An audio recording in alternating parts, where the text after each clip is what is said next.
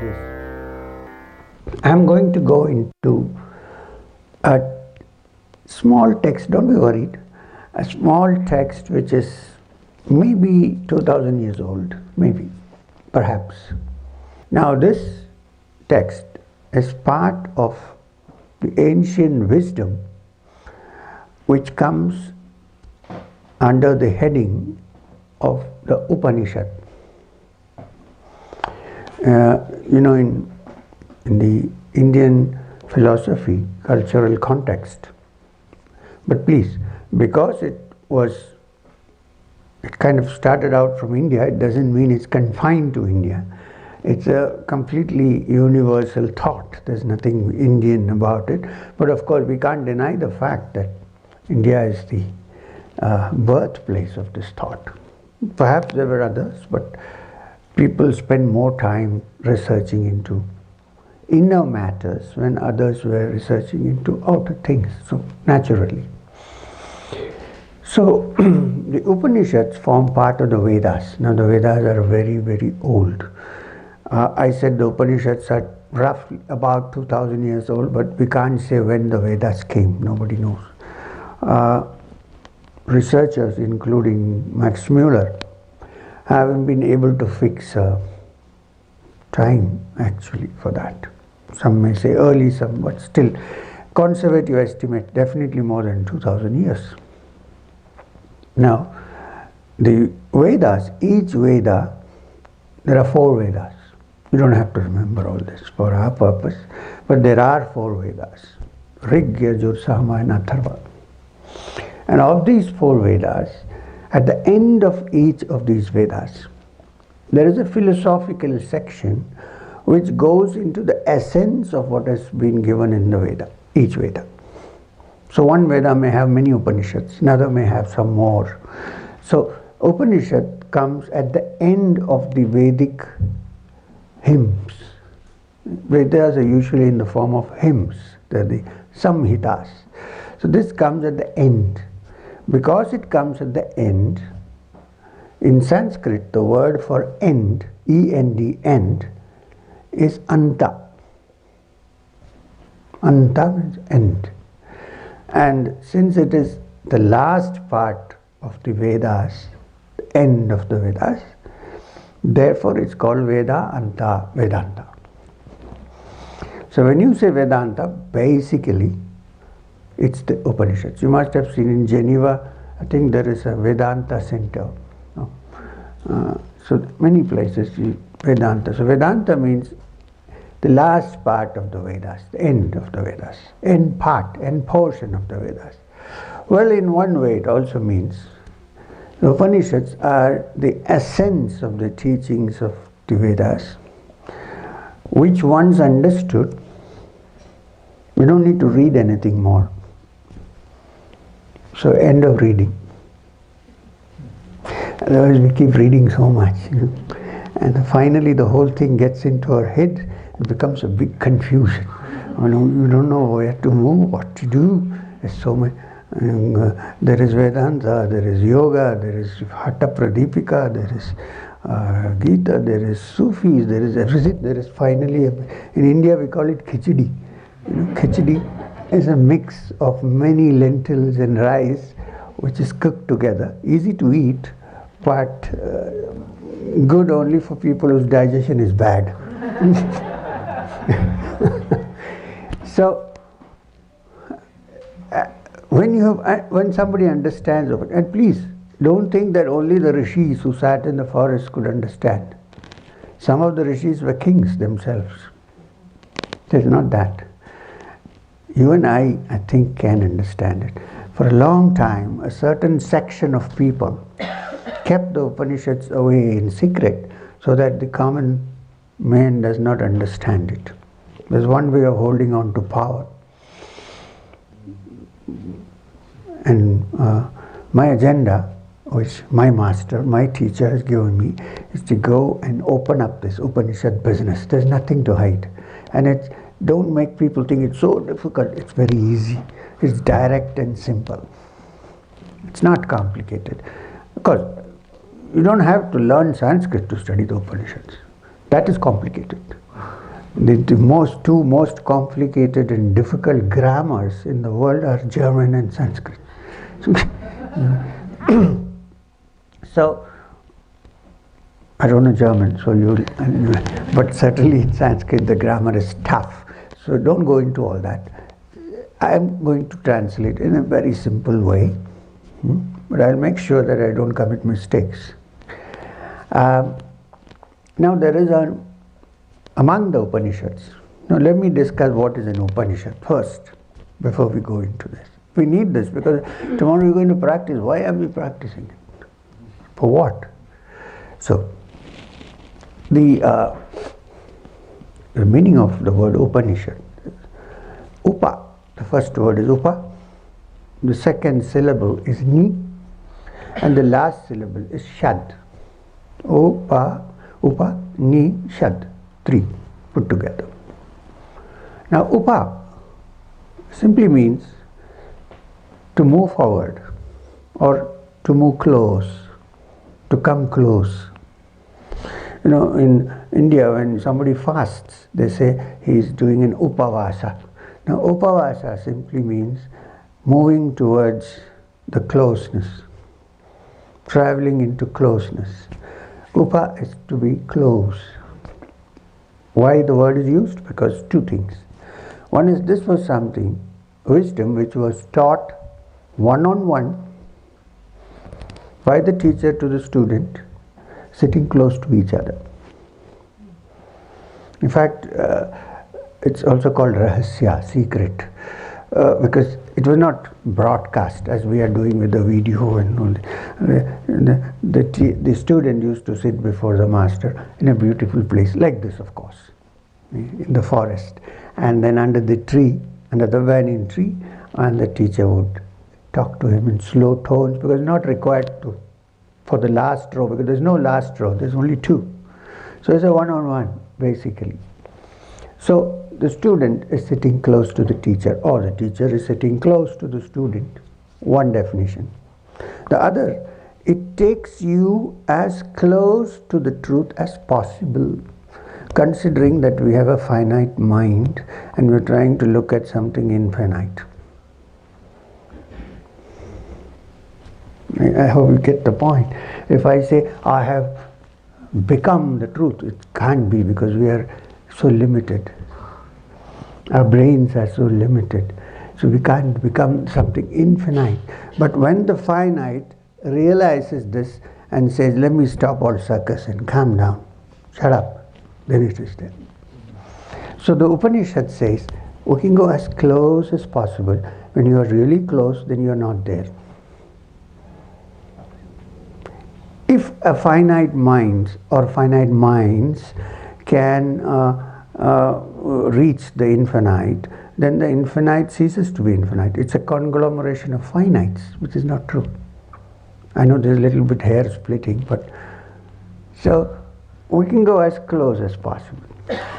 And then when the light is so strong that the shadows are dissolved and there's only the light. Then there is no you, me, nothing. Physically yes, but otherwise no. So that is Upa. There are many more meanings. You know, Sanskrit is a language. One word we need to explain with many other words in another language when you talk. Because it's like the meaning is concise in one word put together. Now that is Upa. Then there is this last word, Shad. I am leaving this Ni word for the time being. Shad. Shad means basically to sit down. Sit. Now you're all sitting down, so I know that you're trying to listen to me or attending to me. When one of you stands up, I know that, oh, this guy is not attending, he's going somewhere else. So sitting down is important. Also, we usually sit like this, cross-legged, but sitting down is important. It also helps biologically by, when you cross your legs, the circulation of blood in your system doesn't go too much to the extremities. Like here it goes down to my feet. like this, it doesn't. So you get all that supply for better things, upper things, higher things. Which is why I don't like people standing and eating fast food. It really wouldn't digest. You need to sit. If nothing, find a rock and sit down. So shad means to sit. Shad means to physically sit. Okay. Was that enough? I might be sitting here, but my mind might be wondering, where do I go from here tomorrow? So the mind is not sitting down, only the body is sitting down. While the body essentially has to sit, it's also important that the mind sits down too, settles down. Otherwise I can sit here for 2 hours and my mind is fast, racing all over the world, which is not sitting down. So allow the mind to sit down, close to the teacher. You don't have to come closer, this is okay. Sit close to the teacher with your mind relaxed and settled and sitting down. Shad. Now Shad has another meaning. You know the great teacher of Vedanta, Adi Shankaracharya, wrote many commentaries on the Vedas. There's always been a clash between the yoga philosophy and the Vedanta. But anyway, now Shankaracharya said that Shad also means to shake up. You know, that's what I told you, that in Sanskrit one word has many meanings. Many meanings. There are words like Padma, which has 22 names and 22 meanings. Lotus, Padma. So anyway,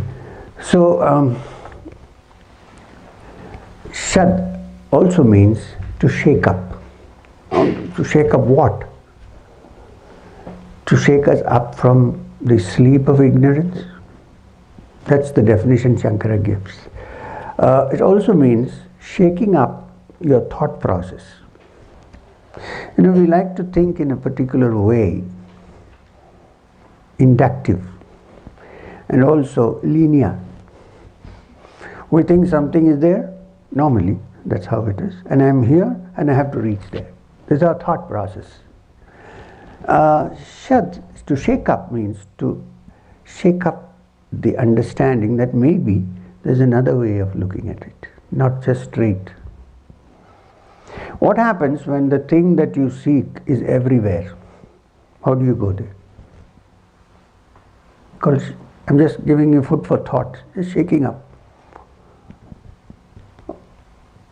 Suppose Christine is there and I need to see her, I have to go. What if Christine is everywhere? What happens? How do I go? I just have to sit down quietly because she's already here. So there is a different way of looking at it. This is the meaning of shaking up. Shad means change your thought process. The other thought process is, I think if I acquire more and more things, I will be happy. Unfortunately, I'm not. So the other way of shaking up, upside down, topsy-turvy thought, maybe if I have less, I will be happy. Maybe, I don't know, I have to try it out. So this shaking up, or putting things on their heads and looking at it from a different angle, is very essential, not only in this spiritual field, but also in science. If every scientist agreed with what was already there and said, okay, this is it, nothing would have come out, no new discovery. Somebody changed, turned it around and said, maybe there's another way of looking at it, like Einstein. So this shaking up is Shad. So the content of the Upanishad is to go close to the truth, to understand one-on-one, in close quarters, how to settle your mind down so that you understand what you need to understand. Now there is this little word ni in the middle. N-I, ni. Now ni indicates the relationship between the teacher and the taught. The word in Hindi, we use it is the root of the word niche, down. Down here means one down to earth. Literally, is easier found when you're touching the earth. Not as a phrase, down to earth, but down to earth, one. The other is the position of the teacher in relation to the taught. This is a perfect Nietzsche. You're all down and I'm up. But actually it doesn't refer to the physical level at which we are sitting. It means before you start understanding, or before I start understanding, I should say, look, I don't know. When I say I don't know, then I'm looking at the teacher, maybe he knows. So I'm down and he's up. That's it. Not that you should crawl before the teacher. I don't like that. Sometimes the guru sits and everybody is crawling on the ground. It's terrible. So what it means is sitting down, because you can't receive if you're sitting up. In the Indian philosophical discussions, we have an example that if you have to pour something from one vessel to another, the vessel that receives has to be down. You keep an empty vessel here. These kind of discussions are called Tarka Shastra. There's a complete section on Tarka, how to discuss, how to... So, it has to be down to pour. Apart from that, it has to be empty. If it's already full, what will you pour? Even if you pour, what will happen? It will come out. Right? And if it is empty, then actually nothing needs to be poured, it's done. So the attitude, that attitude that the student has, saying, I don't know, I'm clear, I'm open, I'm empty, pour. Now this is called me. So Upanishad is understood when all these three things, at least to some extent, come together. Then it is the Upanishad. Now there are many Upanishads, out of which there are the 11 principal Upanishads. 11 principal Upanishads, you don't have to remember. Now why they are called principal Upanishads? Because they were the oldest, earliest. Because you will find as you go on, the new Upanishads that come have a lot of extraneous things added on. While the 11 original first Upanishads are clear, absolutely crystal clear. Also, all the great philosophers in India have written commentaries on them, of these 11 Upanishads. I want to name them.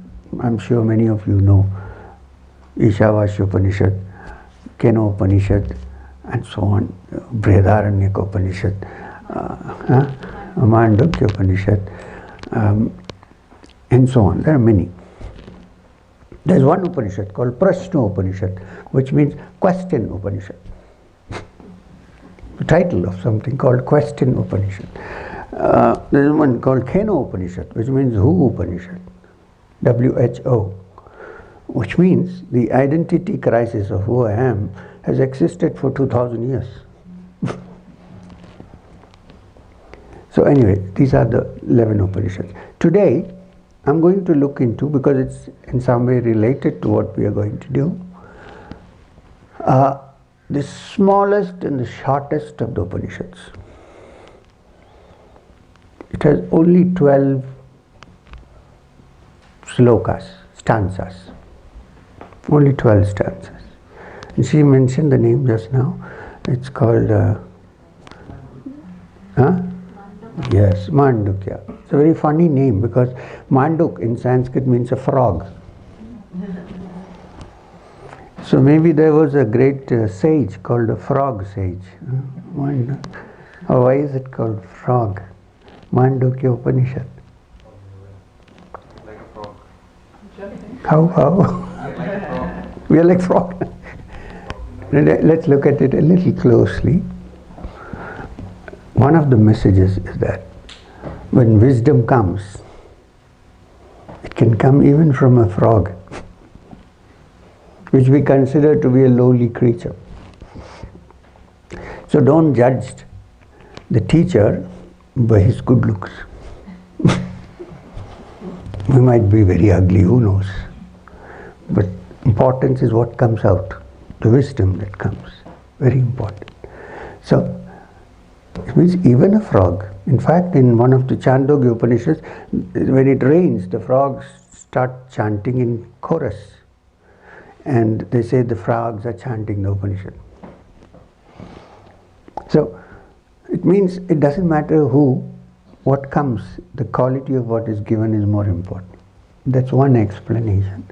The other is, definitely there was no Rishi called Mandukya Rishi. The other explanation, which my master gave me, was a frog is very peculiar because we know that it has a metamorphosis. There are 3 stages of its life. One, it's a little tadpole with a tail, and then it can live only in water. And then the tail falls off, the tail, and then it becomes, I said this because in ancient India, when somebody became a monk, a sannyasi, they used to cut this off. So one is no longer a tadpole, one can also live on land. So first tadpole, then a frog. And a frog can live both in water, also on the land, dry land. And therefore the yogi who has understood the truth lives in this world, but he can also live in the other. You see this? In fact, if you can live only there and understand, there is no point. You have to live here and understand on this earth. Right? You don't have to change your externals. You can live like anybody else. I wore this kurta because Subhash gifted this to me. Otherwise, I would have worn a t-shirt. Doesn't matter. So, the Mandukya Upanishad. Let's go to finish the frog and go to the Upanishad. Now, the Upanishad here, as I said, is the shortest available to us. And it has just 12, so important, the 12 stanzas, that teachers starting from Gaudapada down to Shankara and so on have written thousands of pages of commentary on it. It's better to read the Upanishad than the commentaries. You get completely confused. Gaudapada was Shankaracharya's guru's guru, grand guru, from there onwards. And it is so close to the Buddhist teachings sometimes that some people suspected that Gaudapada was a Buddhist. And when Shankara taught this, there was in the olden days this fight in the orthodoxy between Hindus and Buddhists and all kinds of things. So when Shankara taught the Upanishads in Banaras, he was labeled a Prachanna Bhautika, which means a Buddhist in disguise. What's he trying to say? So it's very close because the concept here is very close to the Brahman described in the Mandukya, the supreme reality, is very close to the Shunyata of the Buddhist. So there's a chance of getting misunderstood. It doesn't matter. Realities are realities, no matter what name they have. So, okay, now I'm going to start the Upanishad. The first sentence talks about Om, the sacred sound Om. Not as a practical sound, but as a philosophical understanding of what is Om. Now the normal understanding about Om is that it is divided into 3 syllables of A, U and Im. Im meaning Ma. A to represent creation. U representing the preserving of what has been created, continuing, and Om, representing destruction, end, which is the cycle in this entire universe. Something is created, is preserved for a while, and then it is destroyed. So I would say it's not more than destroyed, it's transformed. If only the old remains in this world, where is the space for the new? So it has to move. Old leaves have to fall, new leaves have to come. I mean, it's normal. So this movement of creation, preservation or continuum and destruction is represented A, U and Ma. Oh, this is the normal explanation given. But the Mandukya Upanishad has a different explanation for it. It says, it agrees with splitting of Om into 3 syllables, but it says the first sound, A, is the waking state of consciousness, which is common to all human beings. Something about this Upanishads, they don't tell you what to do and what not to do and stand on your head or sit up. No, they talk about realities which you can think about carefully. So, A, according to the Mandukya, represents the waking state of consciousness, which is common to all human beings. I hope we are awake after this good breakfast. So, you know what, I don't have to explain. Jagritavastha meaning waking state of consciousness, common to all living beings, including human beings. Okay. Now, U, the sound U. A, U and Ma. So the sound U represents what is called Swapnavastha, also called Tejasa. Swapnavastha means the state of dreams, the dream state, which is also common to all of us. All of us dream. Night dream, day dream. But here it refers to the night dreams. The dreams we have at night, not night dreams. Dreams we have at night. So, the U sound represents, it's also called Tejasa, because Tejas means light. Because you dream with your eyes closed, right, in darkness. But when you dream, in the dream scene there is light. So it's naturally lit. It doesn't require a neon light. It's already there.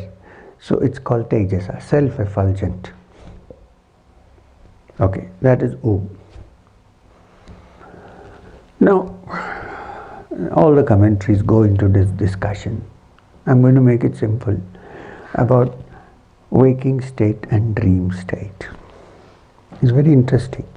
If you can grasp a little bit of this, then the next step is a little easier.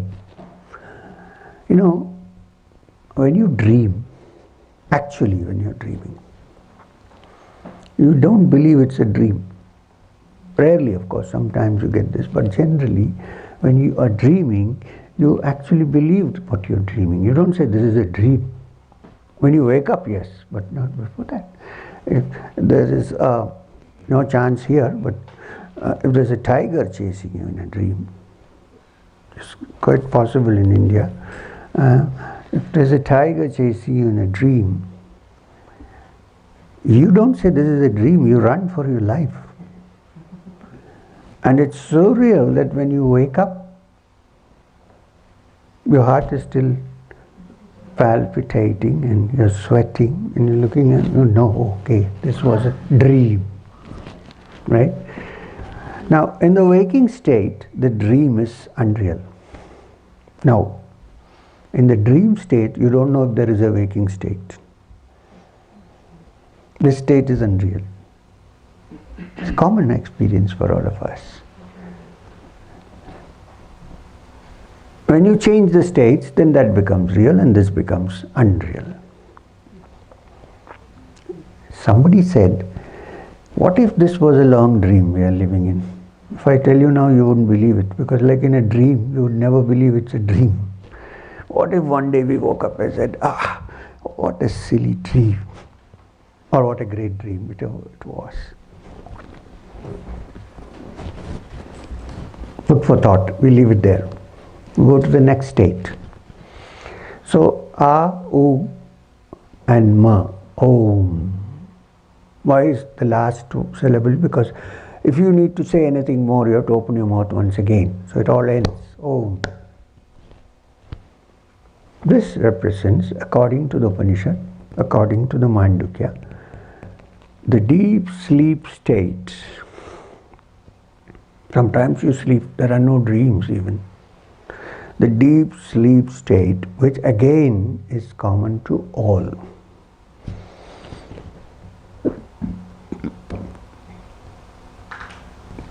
It can be anybody. Poland, Germany, Switzerland. We all wake up, we all dream, we all sleep. In fact, if sleep did not exist, this world would go mad. It's in sleep that you get rejuvenated. When you are sick and now you're undergone a surgery, the doctor would give you sedatives so that you sleep, because in sleep the healing process takes place without your conscious interference. When you're awake, you can say, no, I don't think this will go. And when you're asleep, there's nothing. So deep sleep is so important that you get rejuvenated. The other reason why we relax completely in sleep is because we don't know we exist. The moment I know I exist, I have my problems. Yeah, I am Sri M. So what? Who cares? Anyway, I am Sri M. I went to a function and nobody recognized me. So I'm going to the psychiatrist. I have depression. But when you're fast asleep and deep, do you know who you are? You don't know anything. You don't know anything, so you're asleep. So there is complete rest for the mind and the body. Deep sleep. And there's another peculiar thing in deep sleep. You don't recognize anything internally. You don't recognize anything externally. There is no combination of experiences. Everything is at a standstill. And therefore, in the Gayatri, when they say Bhur Bhuvaswa, Bhur meaning the waking state, Bhuva meaning the dream state, and Swa is the short form of heaven, Swarga, and that is deep sleep. The only heaven we know is deep sleep. We have no worries. All has ended. So, however, we are not conscious in deep sleep. In dream we are. In waking we are. In deep sleep we are not conscious. However, when you wake up, after a nice, beautiful sleep, we usually say, "Ah, it was so blissful."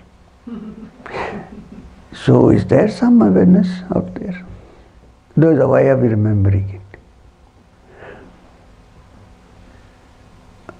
Be careful. We do that often, right? We had a good sleep. Oh, it was so blissful. But then you're not aware at that time, right? But then you feel something has been aware of it and it has been carried down to your memory.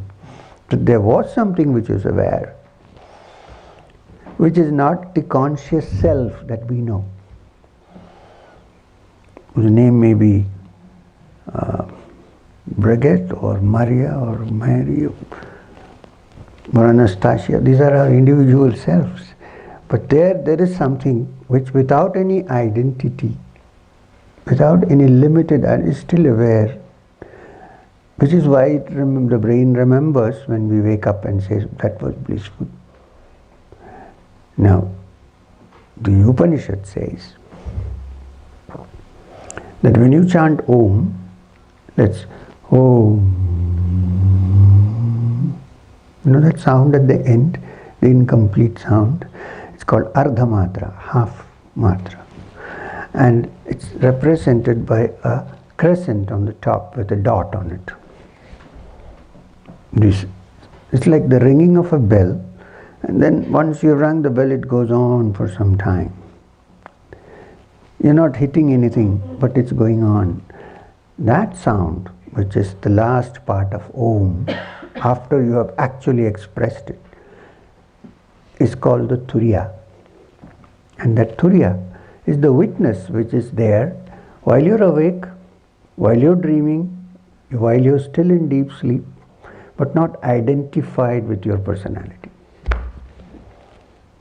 Moment it is identified with your personality, all the problems line up before us. But when it is in its pure form, it just watches. And it is by nature always blissful. He doesn't need to derive any bliss from anywhere. When a person becomes independent,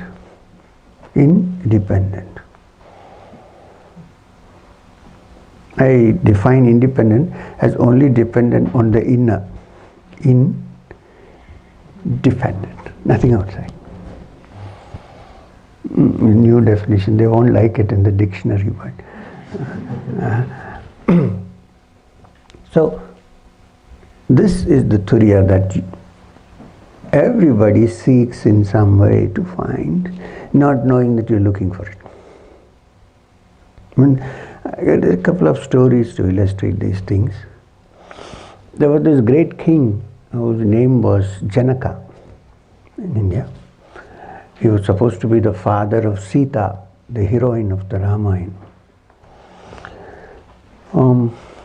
Janaka was an emperor, he was a king, and yet he is considered to be one of the greatest of rishis, sages.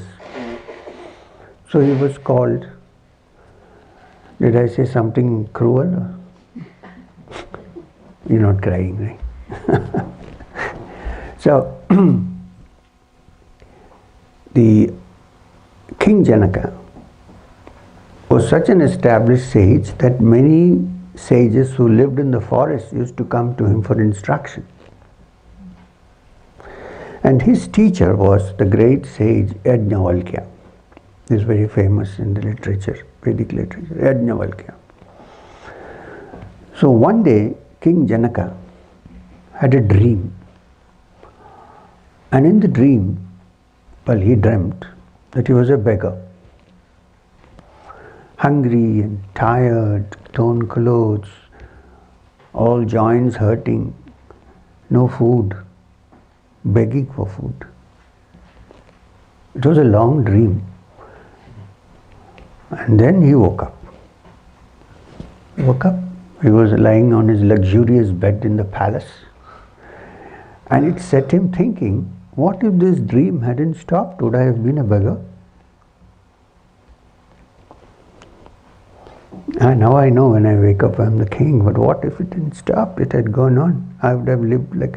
Sometimes I feel people who are in a coma are living in their own world. They don't see what's happening here. In the same way, if this dream had been on, I would have been a beggar, suffering, hungry. Now I wake up and I find that I'm the king. So he had this question, really which is true? Am I the king or the beggar? So when his teacher, the great sage Yajnavalkya came, he said, sir, please explain this to me. Am I a beggar or am I a king? Because just a few minutes back I was a beggar. And now I'm the king. Which is real? So there's a big discussion, and he explains to him, similar to what we discussed in the Mandukya Upanishad, that there is a witness who is real, and all the manifestations are not so real. Not so real. They may be real independent, in one state, but not in the other. That means not absolutely real. Something that is relatively real cannot be absolutely real. And what is absolutely real? The witness which is there in all these states. And the understanding is that this witness is separate from the mind. It's not even the mind. The mind gets its capacity to think because of this consciousness. Capacity to be aware. The brain or the mind, whichever way you want to call it, is like a giant computer. And the witness is like the man who's sitting in front of the computer. Computer can be anything, but it has no awareness. I am aware of what's happening in the computer. So, this roughly is called the Mandukya Upanishad. And the last few verses, 2 verses, talk about a kind of a method by which you could probably find the witness, which is your witness, which is your ID, real ID, not temporary ID. And it says, use your mind as the bow the B-O-W, bow. Use Om as the arrow. Line up the target, the straight same line as your eye, and then shoot the Om into the Supreme. Now, later on when we kind of discuss this, what is this meaning of you can't shoot Om? So how do you shoot Om? However, since we are on the subject of archery, the Zen teachings lay a lot of stress on archery. Zen and the art of archery. In fact, even in ancient India, we had heroes who carried bows. Rama always had a bow in his hand.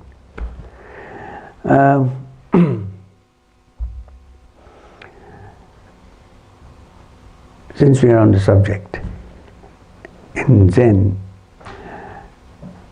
you are taught how to hit the target with the arrow. So you have a big bow. So you fix the arrow onto the string of the bow. You line up the target and your eye and the tip of the arrow in one straight line, and then you pull the string taut, tight, full tension. Everything is okay. Now the question is, if you need to hit the target, do I hold on to the string or release it? Hold on?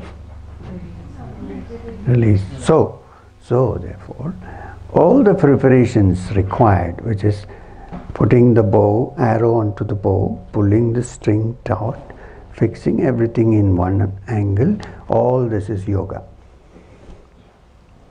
And finally, when everything is there, to release is Vedanta. But you can't release unless you do this. You can't say always what to release what. You need to, like suppose there's an accomplished dancer, classical dancer, who knows, what is the classical dance in Europe? I don't know. In India we have ballet. Yeah. So it needs a lot of training, right? A lot of training. Sometimes wonder how they stand on their toes. It needs a lot of, more than yogasanas. Yeah. But then when somebody is really big and great in that, let's say they have innovated and made some changes. If you don't know this, how will you innovate? First you need to get ready, right? And then you can break it. So first the training is required.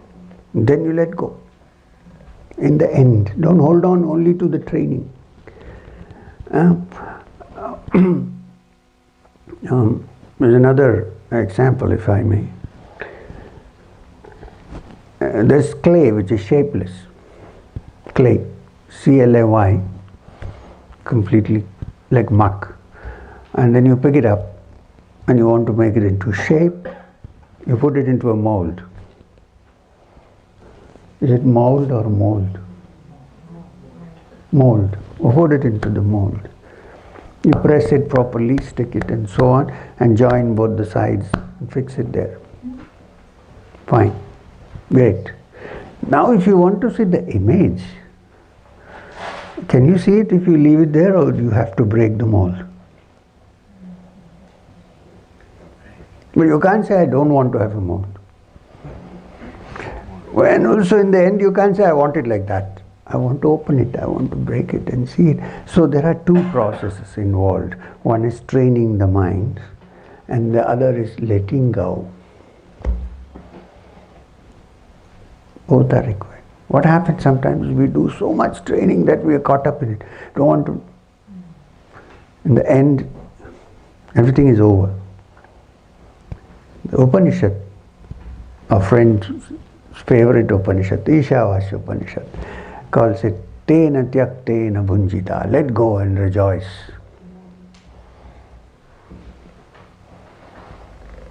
It's because we can't, letting go is not giving up. Giving up is defeat. Letting go is deliberately, as it's over, I let go. If you can let go, you're actually beginning to be free, even without doing yoga. You know what letting go is like? I'll give you a psychological example.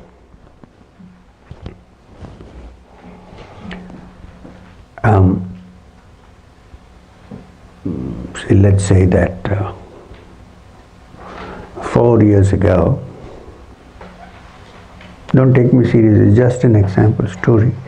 Claudia gave me a tight slap. Story, okay? You didn't. And how long does a slap last? Please tell me. How long? If it was very hard, which is not, she's so soft. If it was very hard, maybe I would have lost a tooth and it would have taken some time to fix it. But generally, if it's a slap, it lasts for 10 minutes, 15 minutes. You see a red mark here.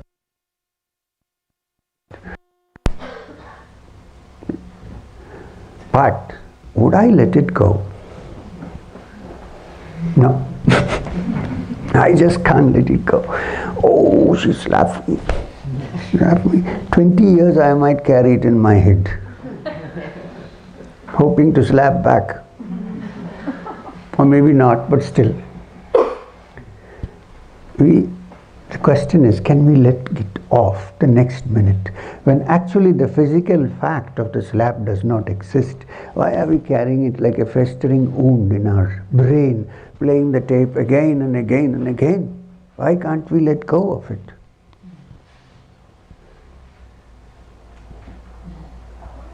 If it's something beautiful, like Dilip Kumar Roy, it's all right. But what? Why are we carrying this in our heads? Can we throw the muck out consciously, saying to realize that it's only a tape and it doesn't exist anymore, and say out with it? What I'm trying to say is, when we go to sleep at night, it's like a mini death, right? A small death. I think it's a rehearsal for the finals, which we take every day. When we go to sleep, can we say that this is finished? Tomorrow is a new morning. Why are we carrying this towards tomorrow? Why can't we leave it there? Oh, if something is pleasant, please do carry it. I think it's possible. With that, many things are clear and life becomes happy and beautiful, even without realizing the Brahman. We will practically let go. Letting go is a wonderful thing. I wanted to say something, but I don't know how nice it will appear here. Society has made it difficult for us to let go of things. No? There are some people who are so tense. So tense. Ask them, you have enemies? No. No. Any problem coming, looming ahead? No. Why are you tense? Nothing. So they won't tell you. The fact is, they have a very big digestive problem and there is gas building up. And society says, don't let go.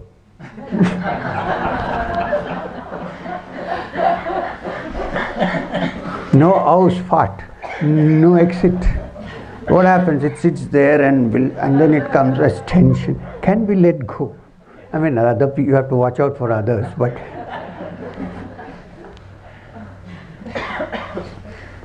let go and rejoice.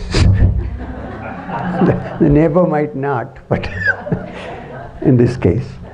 So this, I'm just giving like an example that be free.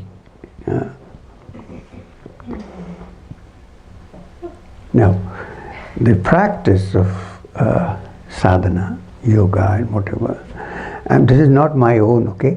There used to be a maverick guru called Gurdjieff. I don't know if you've heard. Gurdjieff. It was Russian. I think it was Russian.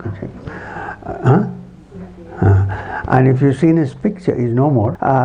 He had a big mustache and shaven head, tough guy. So this, what I told you, actually happened. A lady went and told him that she's very tense and stressed, and he talked to her for a long time, and he couldn't figure out any reason for that, because she seemed quite wealthy. So finally he asked her, "You okay here?" She said, "Well, that is a problem. A lot of gas builds up." "Ah, okay," he said. So she said, "So what's the way to get out?" He said, "Fart." She said, "What?"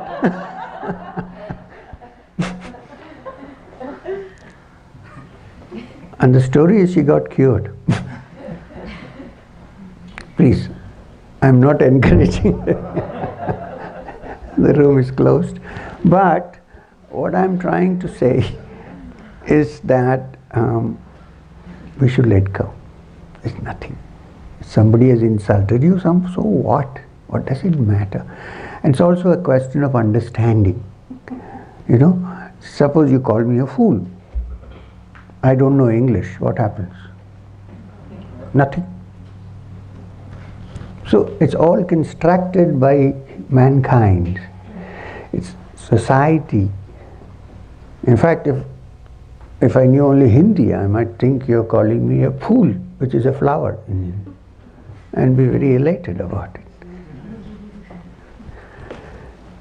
So these are all meaningless things. When you lead your life, lead a good life. I'm saying this because when you come to the actual practice of the Yoga Sutras, find that the first few lines are yama niyamas, how to live in this world, and then practice. You can't say, "I will live always as I always did," and then do yoga and then become. Not possible. You need to follow some guidelines, and one of the guidelines is, 1, let go. Don't have false pride. Don't think you will be happy when you go on gathering things. It's endless. Today, I might have been once upon a time driving a small car, then I acquire a Mercedes, and then after some time, I'm happy, but then after 2 years, maybe a Rolls Royce is better. It never ends. So can we somewhere along the line say, "This is what I want, stop, carry on with life and be happy"? Then, if you also practice meditation along with that, then you would probably find that which is the witness of all the 3 states of existence, and which is not touched by any of these. Stainless. Very hot there, right? Too much sun. It's okay. So, no, I don't want. If you feel are okay, then it's okay.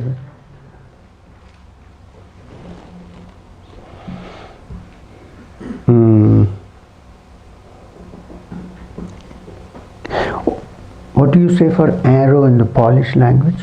Strava. Huh? Strava. Spelled? How do you spell it? There is RZ together is Ż. So S, RZ, STR. Strava. Strava. I don't know.